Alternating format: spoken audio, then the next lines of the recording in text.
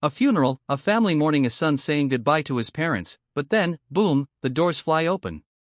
A teenage boy, soaking wet, walks in holding a baby, and the second he speaks, every single person in that church stops breathing. "What the hell is he doing here?" someone whispers, eyes darting to the front row. The man in the black suit, polished, powerful, untouchable, suddenly looks like he's seen a ghost. His jaw tightens, his hands grip the pew. He knows, and in that moment, so does everyone else. Where are you listening from? Drop it in the comments, because trust me, you won't want to miss a second of this. Hook, what shocking truth will change everything? Sometimes the greatest acts of love come from the most unexpected moments of loss. The elegant mahogany doors of St. Michael's Cathedral stood wide open on that rainy October morning as Boston's elite gathered to bid farewell to Jackson and Lila Jose. The church's grand interior was adorned with white lilies and roses, their sweet fragrance mixing with the somber atmosphere that hung heavy in the air. The tragic car accident that claimed the lives of one of the city's most prominent philanthropic couples had made headlines across New England. Their only son, Jackson Jose III, sat in the front pew, his perfectly tailored black suit and composed demeanor masking what everyone assumed was profound grief. At 35, he was about to inherit not just the Jose real estate empire but also his parents' legacy of charitable works that had helped thousands of underprivileged families across Massachusetts. Father Matthews had just begun his eulogy when the heavy wooden doors creaked open, letting in a gust of wind and rain. The assemblage of mourners turned, their gasps echoing off the vaulted ceiling. There, drenched from the downpour, stood 17-year-old Sebastian Daly, his dark hair plastered to his forehead, cradling a sleeping infant wrapped in a pink blanket. "I'm sorry," he said, his voice trembling but clear in the hushed cathedral, "but Mr. and Mrs. Jose need to know the truth before they're laid to rest." His eyes, red-rimmed and determined, fixed on Jackson, who had risen from his seat, face draining of color. The baby stirred, letting out a soft whimper that seemed to pierce the silence. Sebastian took a step forward, water dripping from his worn jacket onto the marble floor. "This is Elaine," he announced, looking directly at the gathered mourners. "She's their granddaughter." The collective intake of breath was audible. Jackson Jose III's hands gripped the pew in front of him so hard his knuckles turned white, but it was the elderly woman in the third row, Leah Jose's sister Catherine, who broke the silence with a choked sob as she stared at the infant's face, a face that bore the unmistakable Jose features. Sebastian stood his ground, even as security personnel began moving toward him. "Your parents died thinking they had no grandchildren, Jackson," he said, his voice growing stronger. "They died without knowing about Elaine or about Esther, my sister." He swallowed hard, tears mixing with the rainwater on his cheeks. The same Esther who worked as their housekeeper for 2 years, the same Esther who disappeared 9 months ago.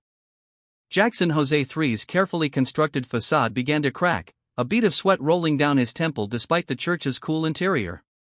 The murmur among the mourners grew louder, and several reporters who had been covering the high-profile funeral were already furiously taking notes. But Sebastian wasn't finished. He gently adjusted Elaine in his arms, revealing an envelope tucked inside her blanket. "I have here," he said, his voice echoing through the cathedral, "Esther's diary and letters that prove everything, letters that show why my sister vanished without a trace and why she made me promise to bring her daughter here today." The security guards had reached Sebastian now, but Catherine Jose's commanding voice rang out, "Stop. Let the boy speak." She rose from her seat, her aristocratic features set in stone as she turned to face her nephew, Jackson. "I always knew there was more to Esther's disappearance, Jackson. What have you done?" As if on cue, Elaine began to cry, her wails bouncing off the church's high ceiling and stained glass windows. The sound seemed to pierce through the very heart of the gathering, a demand for truth that could no longer be silenced. In that moment, as hundreds of eyes darted between the trembling teenager with the crying infant and the powerful heir to the Jose fortune, one thing became crystal clear: this funeral was about to expose secrets that would shake Boston's high society to its core and, more importantly, test the true meaning of family, responsibility, and redemption. The question wasn't just about what Jackson had done anymore, it was about what would happen next as the truth threatened to unravel decades of carefully maintained appearances and social standing.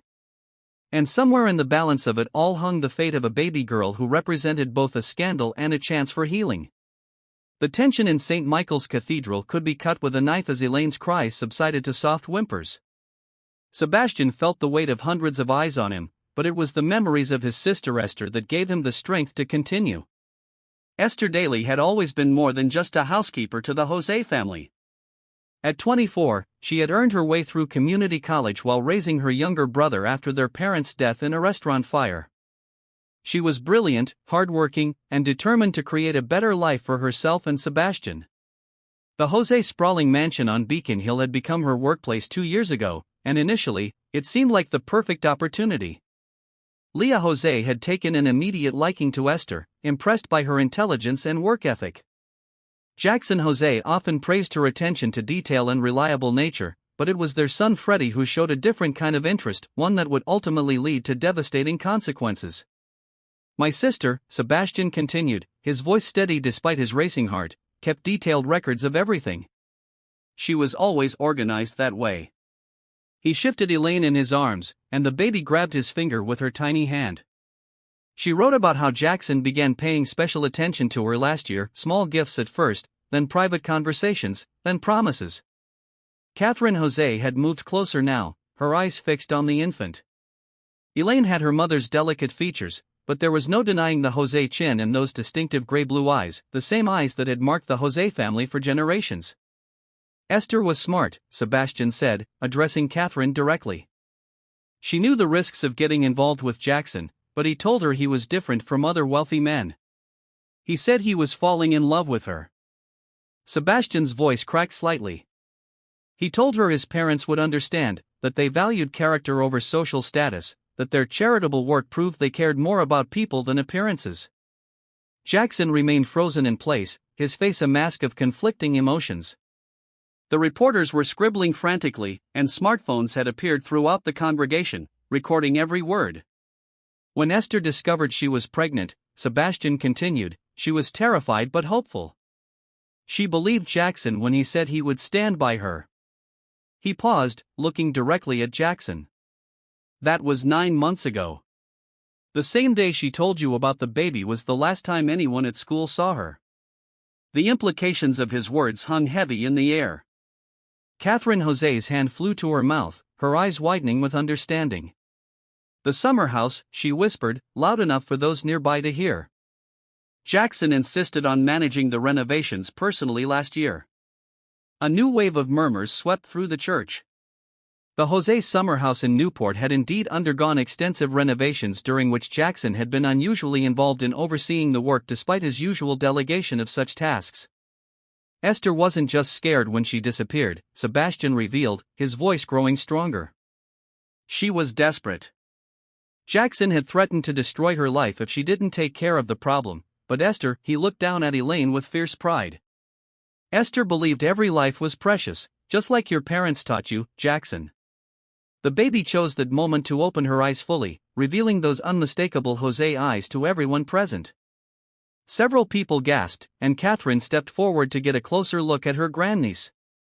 But there's something else, Sebastian added, reaching into his jacket pocket with his free hand. Something Esther discovered while working in the mansion, something about the Jose Charitable Foundation that she included in her diary, information that made Jackson even more desperate to keep her quiet. Jackson finally moved, taking a step toward Sebastian, his composed facade cracking completely. You don't know what you're talking about, he said, but his voice trembled with uncertainty. Sebastian stood his ground, holding Elaine closer. I know exactly what I'm talking about, Jackson. Esther may have disappeared, but she made sure the truth wouldn't stay hidden forever. She left evidence in multiple places, with multiple people who were instructed to come forward if anything happened to her. The implications hung in the air like a gathering storm. This wasn't just about a secret relationship or a hidden grandchild anymore, there were deeper, darker secrets threatening to surface. And as the rain continued to pour outside the cathedral's stained glass windows, the gathered mourners realized they were witnessing not just a family scandal but potentially the unraveling of one of Boston's most prestigious legacies. Catherine Jose straightened her spine, years of social grace warring with the fury building in her eyes. Jackson, she said, her voice cutting through the tension like a knife, I believe it's time you tell us exactly what happened to Esther Daly, and you better pray she's safe and well. As if understanding the gravity of the moment, Elaine began to fuss again, her tiny hands reaching toward Catherine. The gesture, so innocent yet so profound, seemed to underscore the weight of secrets about to be revealed, secrets that would forever change the Jose family legacy. The tension in St. Michael's Cathedral reached a breaking point as Jackson Jose III finally stepped into the center aisle. His perfectly tailored suit couldn't hide the slight tremor in his hands as he faced Sebastian and his infant daughter. "You want the truth?" Jackson's voice echoed through the cathedral. "The truth is complicated. Esther was supposed to stay at the Newport house until we could figure things out. She wasn't supposed to." His voice trailed off as Catherine Jose interrupted. "Until you could figure things out?" Catherine's voice was sharp with disbelief. "A pregnant young woman doesn't simply vanish for 9 months to figure things out, Jackson." "Where is Esther now?" Sebastian shifted Elaine in his arms and pulled out Esther's diary. "I'll tell you exactly what happened," he said, "because Esther documented everything. It started last December during the Jose Christmas Gala." The diary entry Sebastian began to read transported everyone back to that snowy evening when Esther had discovered something she was never meant to see.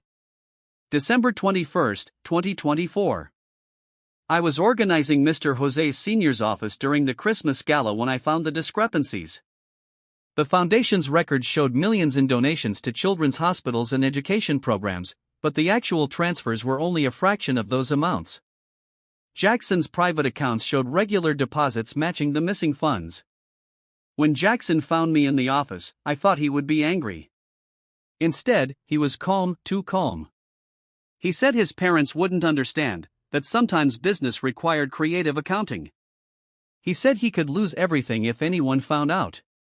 Then he kissed me for the first time. I should have left then. I should have known better." Esther didn't just disappear because she was pregnant, Sebastian continued, his voice growing stronger.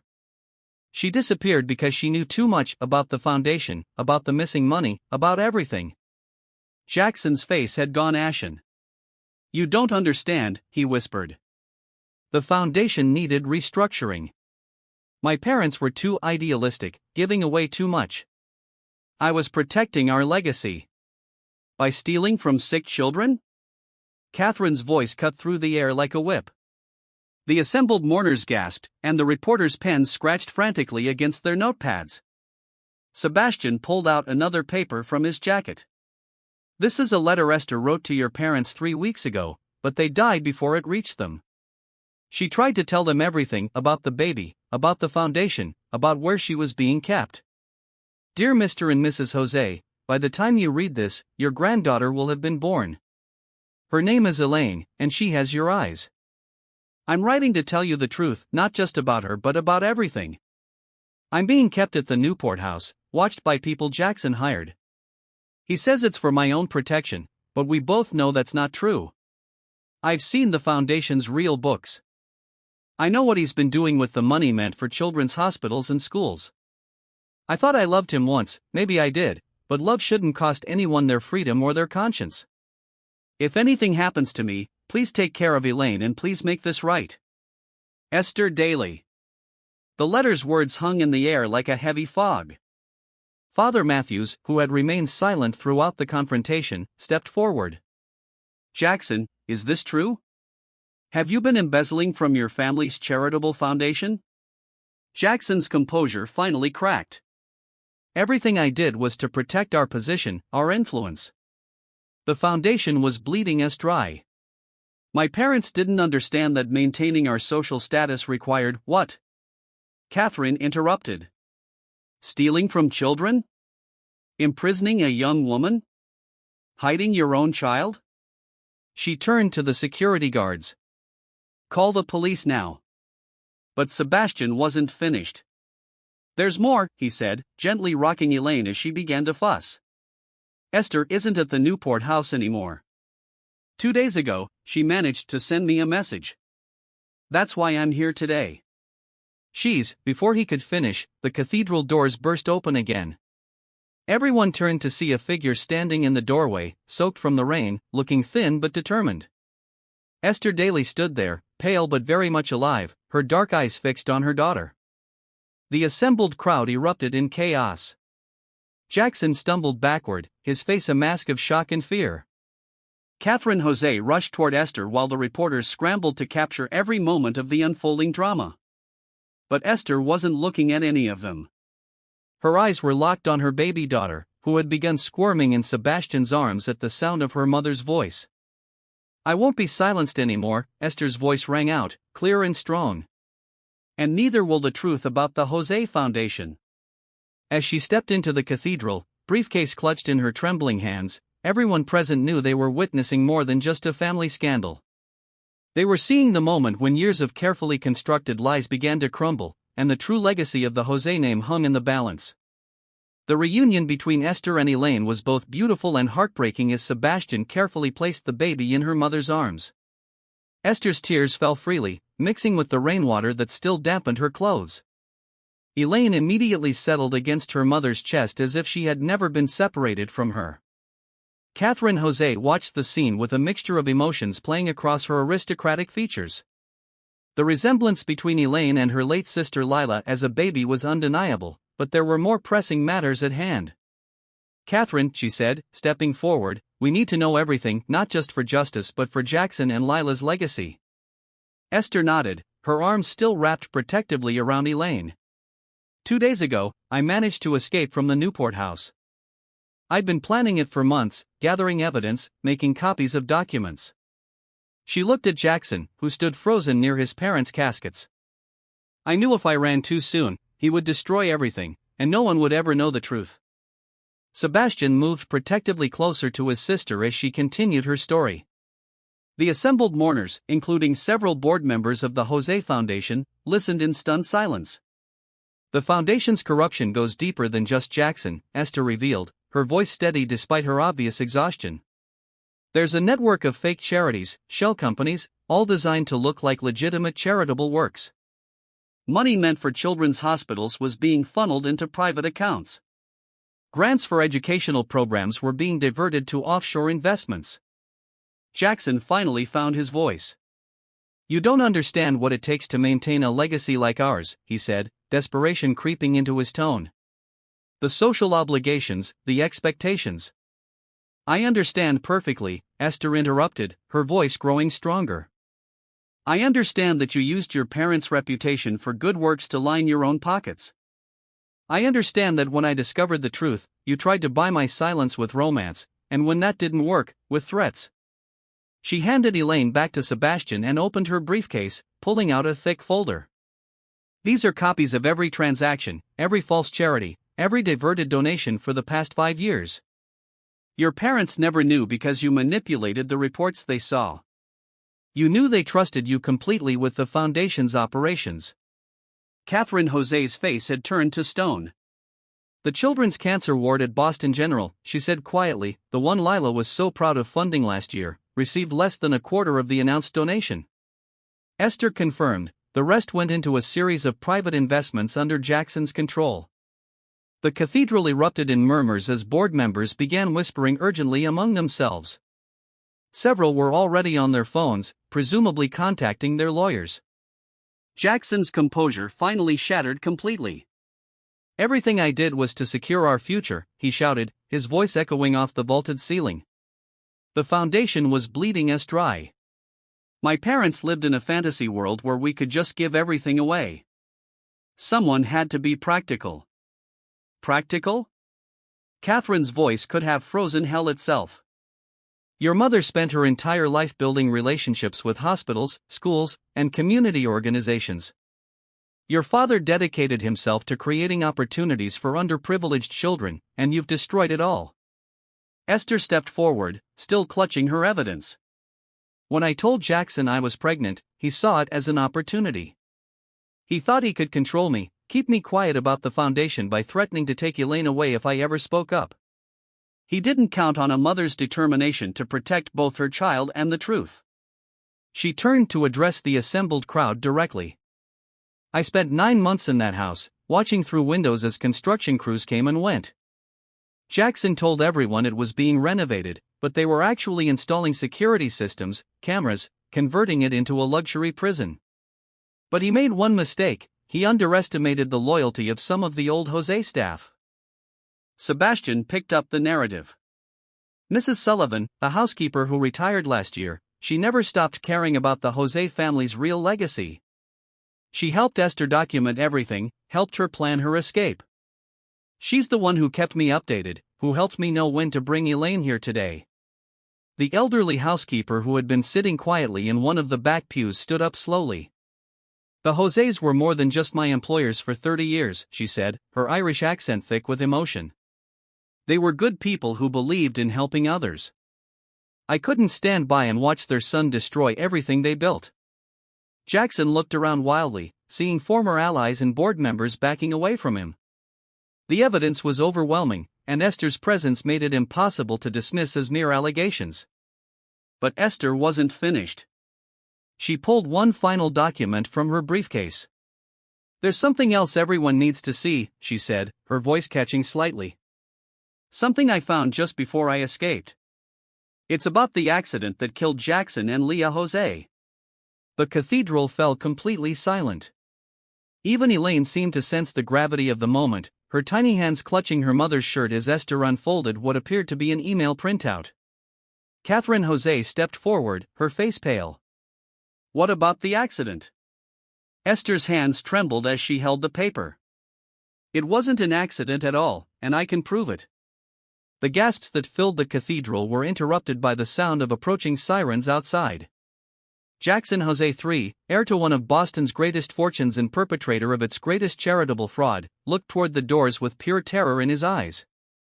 The truth was finally catching up, and there was nowhere left to run. The sound of sirens grew louder as Esther's hands steadied around the damning document. The rain outside had intensified, drumming against the cathedral's stained glass windows like an ominous countdown. Elaine whimpered softly in Sebastian's arms, sensing the tension that filled the sacred space. 3 days before their death, Esther began, her voice clear despite her emotion, Jackson and Lila Jose received an anonymous email about discrepancies in the foundation's accounts. They were scheduled to meet with their financial auditors the day after they died. Catherine Jose's face drained of all color. "The brake failure," she whispered. "Jackson told us the mechanic found evidence of wear and tear because that's what he paid the mechanic to say." Esther responded, pulling out another document. "I found the proof in Jackson's private emails. He knew his parents were starting to ask questions. The foundation's annual audit was approaching, and he couldn't hide the missing millions anymore." Jackson's face had turned ashen. "You're lying," he whispered, but there was no conviction in his voice. Esther continued, her words cutting through the cathedral like shards of glass. "The Jose's regular mechanic, Mr. Rodriguez, was suddenly paid a massive bonus the day before he certified the brake failure as an accident. But what Jackson didn't know was that Mr. Rodriguez has a conscience. He kept copies of everything." The elderly mechanic stood up from his place in the back of the church, tears streaming down his weathered face. "I've serviced the Jose family's cars for 20 years, he said, his voice thick with emotion. "When Jackson offered me the money, I was scared, but I couldn't live with myself. I documented everything and gave copies to Mrs. Sullivan. We've been waiting for the right moment." The police sirens had stopped now, and the sound of footsteps on the cathedral steps echoed through the space. Jackson looked wildly around like a cornered animal. "It wasn't supposed to be like this," he said, his composed facade crumbling completely. "They were just supposed to be delayed that day, miss their meeting with the auditors. The breaks were just supposed to scare them, make them turn back. I never meant, but they died." Catherine's voice was ice cold. "Your own parents died because you couldn't bear to face the consequences of your actions." The cathedral doors opened, and 2 police detectives entered, accompanied by uniformed officers. They paused at the entrance, taking in the scene before them, but there was one more revelation to come. Esther pulled out a final piece of paper from her briefcase. "There's something else everyone needs to know," she said, looking directly at Catherine. "Something Jackson and Leah Jose did know before they died." The entire congregation seemed to hold its breath. Even the police officers waited, sensing the gravity of the moment. "They knew about Elaine," Esther revealed, her voice softening. "They found out about their granddaughter 2 days before their death, and they were overjoyed." She handed Catherine a letter, its paper worn from being read many times. Catherine's hand shook as she recognized her sister's handwriting. "My dearest Esther, Jackson and I cannot express our joy at learning about our granddaughter. Please don't think we're angry. We've always known Jackson had his struggles, but a child is a blessing. We're meeting with our lawyers tomorrow to ensure both you and the baby are protected no matter what. We've also received troubling information about the foundation that we need to investigate. If our suspicions are correct, there will be difficult times ahead for our family, but know this, you and our grandchild will always be part of that family. With love, Leah Jose." Catherine's sob echoed through the cathedral. "The timestamp on this email," she said, "they wrote this just hours before Jackson ensured they would never make it to either meeting." Esther finished quietly, before they could protect their granddaughter or expose the truth about the foundation. The police officers were moving forward now, but Jackson's eyes were fixed on the letter in Catherine's hands. For the first time, real emotion cracked through his carefully constructed facade, not fear of being caught but the horrifying realization of what he had truly done. "They knew," he whispered, his voice breaking. "They knew about Elaine, and they were happy. They were going to welcome both of us into the family." Esther said, tears flowing freely now, "Your mother was already planning Elaine's nursery in the main house, but you never gave them the chance to tell you that." The truth hung in the air like a physical presence, the tragedy not just of lives lost but of what could have been, a family united instead of torn apart, a legacy preserved instead of destroyed. As the police officers reached Jackson, Elaine began to cry again, her wails echoing off the cathedral's vaulted ceiling. The sound seemed to pierce through Jackson's last defenses.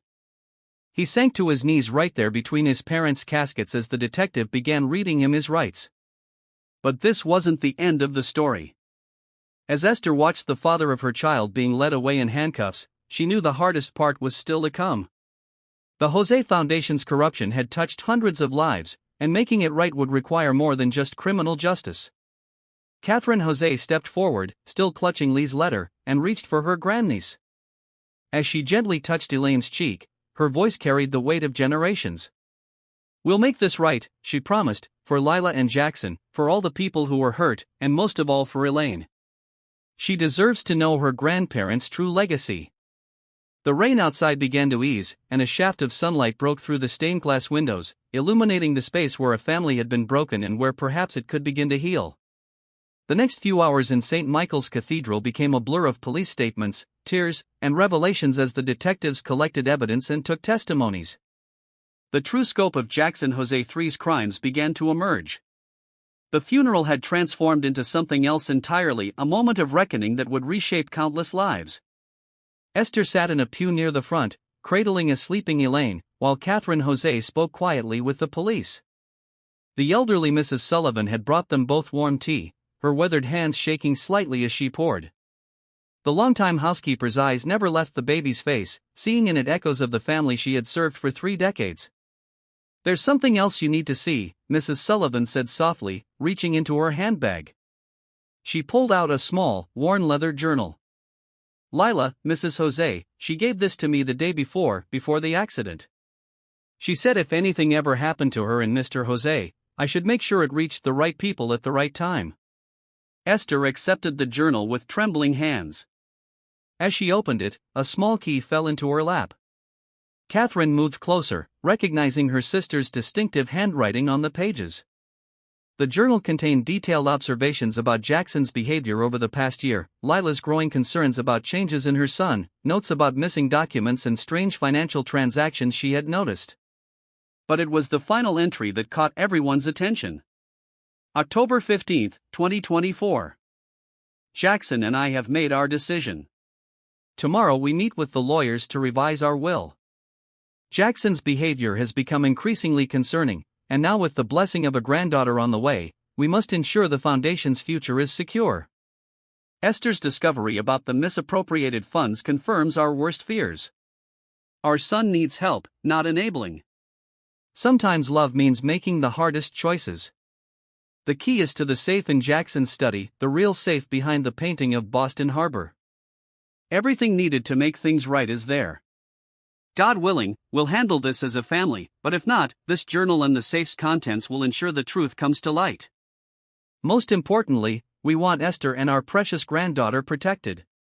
Jackson's actions have shown us that the legacy we try to build is in danger. Perhaps we failed him as parents, trying to protect him from life's hardships, but we won't fail our granddaughter. She deserves to know the truth about her heritage, both the good and the bad. Catherine's hand flew to her mouth. The painting in Jackson's study. I always wondered why he never had it properly mounted to the wall. A detective had been quietly listening nearby. Mrs. Jose, he said gently to Catherine, if you're willing to accompany us, we should check that safe as soon as possible. Before anyone could move, Jackson's voice rang out from where he sat, handcuffed under police guard. You don't understand, he said, his voice cracking. I found Mother's journal the night before. I saw what they were planning. They were going to cut me out, give everything to the baby. My own parents were going to betray me. The cathedral fell silent. Esther stood slowly, passing Elaine to Mrs. Sullivan. She walked toward Jackson, stopping just out of reach. They weren't betraying you, she said softly.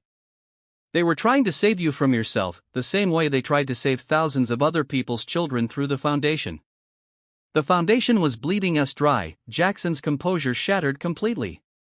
Do you know what it cost to maintain our position in society? The donations, the charity balls, the social obligations? Father never understood. He grew up with old money. He didn't have to fight to keep his place in this world.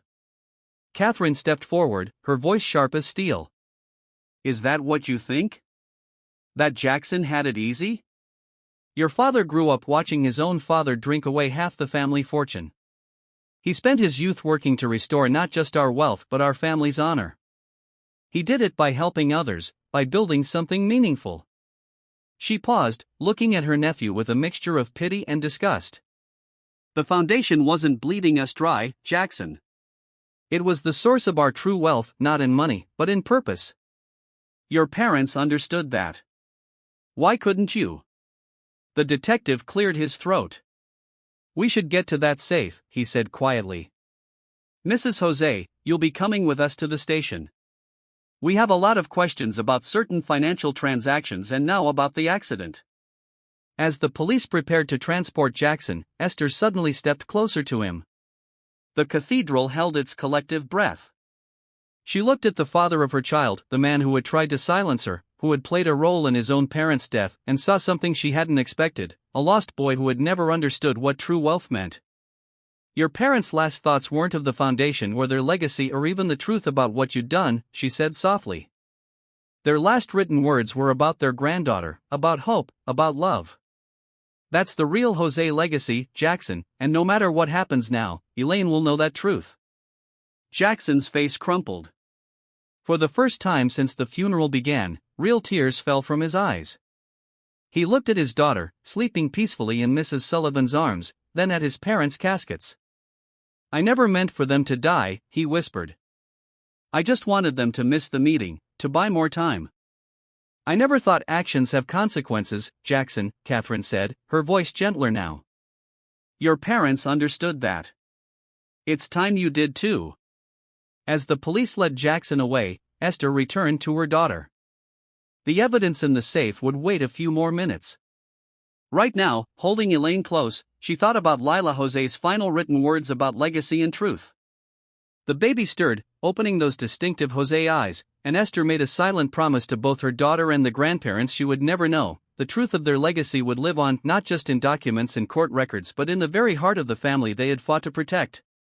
The sunlight streaming through the stained glass windows created halos of color around the caskets, and for a moment, the cathedral was silent except for the soft sounds of a baby's peaceful breathing, a reminder that even in moments of greatest darkness, life and hope continue.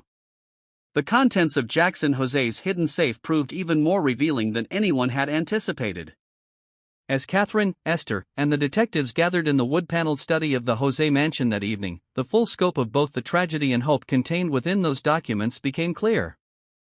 Jackson had everything documented, Catherine said softly, spreading the papers across his massive oak desk, not just Jackson's misdeeds but plans for the foundation's future. He and Lila had already begun restructuring everything. The safe contained not only evidence of Jackson's financial crimes but also detailed plans for the foundation's reformation. Jackson and Lila had been working with a select group of trusted advisors to create a more transparent and effective charitable organization, one that would be protected from any individual's ability to manipulate its resources. They knew about the corruption, Esther said, reading through another document. They were gathering evidence, building a case. They wanted to give Jackson a chance to confess, to make things right on his own. Detective Morrison nodded grimly as he examined the financial records. This explains why they were meeting with their lawyers that day. They weren't just planning to protect their granddaughter, they were preparing to clean house completely. Catherine picked up a sealed envelope with her name on it, her hands trembling slightly as she recognized her sister's handwriting. Inside was a letter dated just 2 days before the accident. Dearest Catherine, if you're reading this, something has happened to Jackson and me before we could set things right. The responsibility now falls to you, as it always has when our family faced its darkest moments. The foundation's corruption runs deep, but we've prepared everything needed to rebuild. More importantly, we've learned we're about to be blessed with a granddaughter. Her mother, Esther, possesses the kind of integrity and strength that we've always tried to instill in our family. She discovered the truth about the foundation's missing funds and chose to stand for what's right despite the personal cost. If anything happens to us, you must protect them both. Elaine deserves to know her heritage, not just the Jose name but the true legacy of service and responsibility that our parents taught us. Jackson needs help, Catherine. We failed him somewhere along the way, but perhaps through Elaine, our family's real purpose can be restored. All our love, Lila. Catherine wiped tears from her eyes as she finished reading. Even then, they were thinking of everyone else, the foundation's beneficiaries, Jackson's redemption, Elaine's future. Esther reached out and squeezed Catherine's hand. They never gave up on the idea that the truth could heal, even if it hurt first. The next few hours were a blur of activity.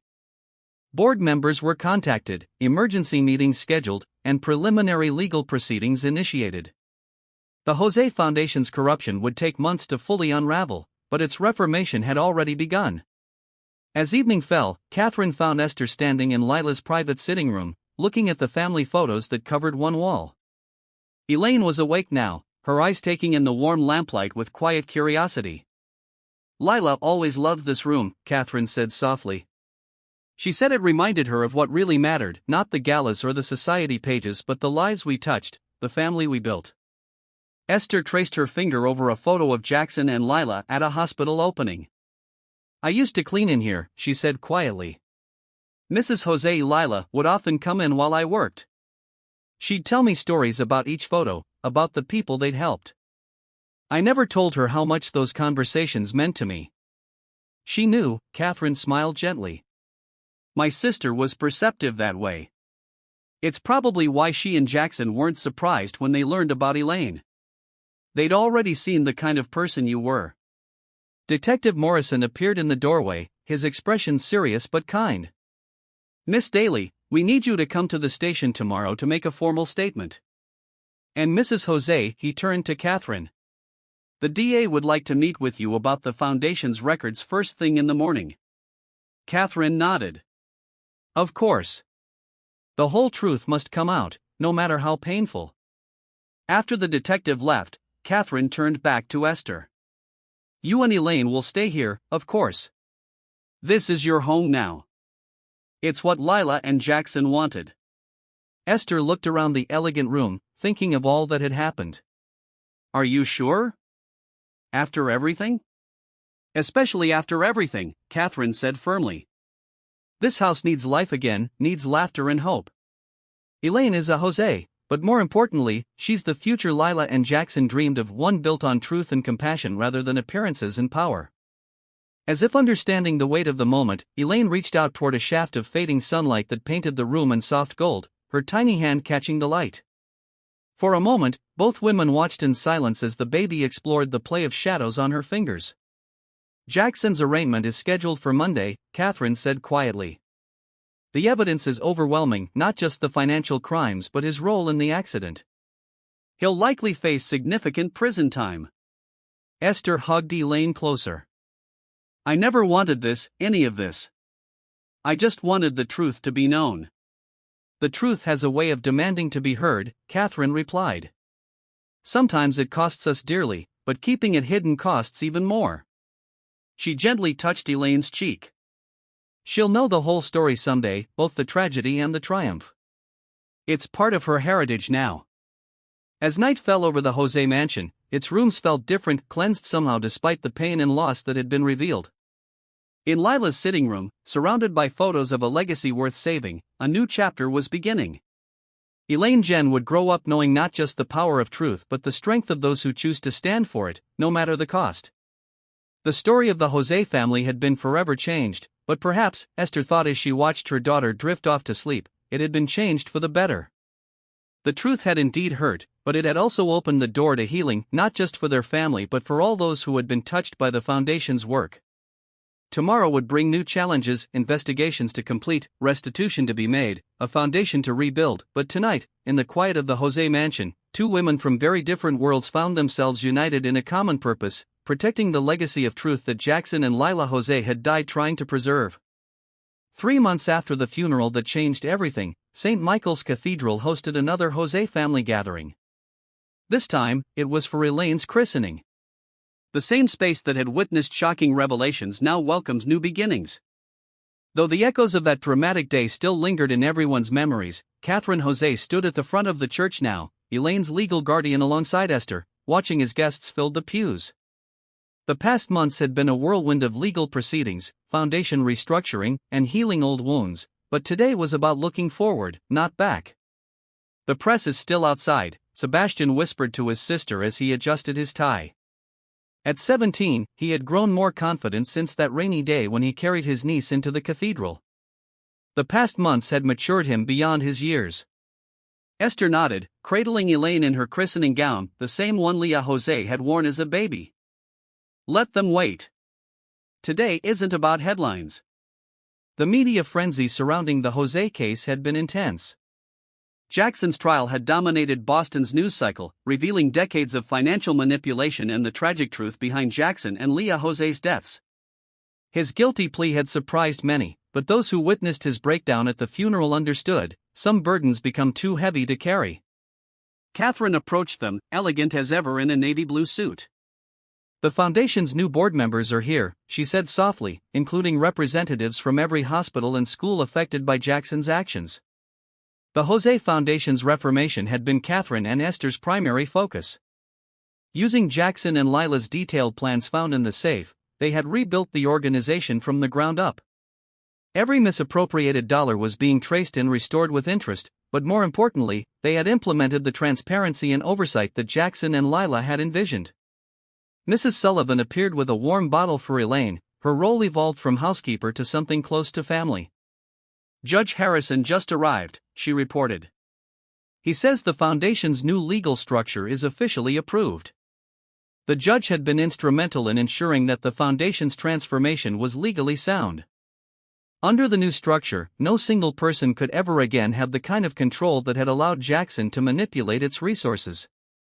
The board now included representatives from beneficiary organizations, financial experts, and, most significantly, former recipients of the Foundation's help. As Father Matthews began the christening ceremony,